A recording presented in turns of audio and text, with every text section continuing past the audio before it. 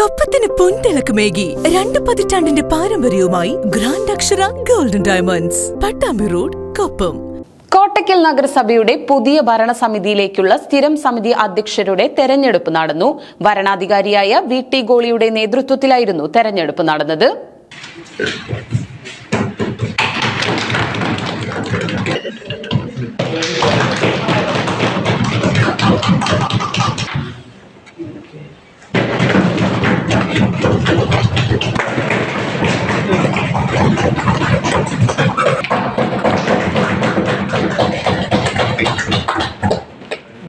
കോട്ടക്കൽ നഗരസഭയുടെ പുതിയ ഭരണസമിതിയിലേക്കുള്ള സ്ഥിരം സമിതി അധ്യക്ഷന്മാരുടെ തിരഞ്ഞെടുപ്പ് നടന്നു.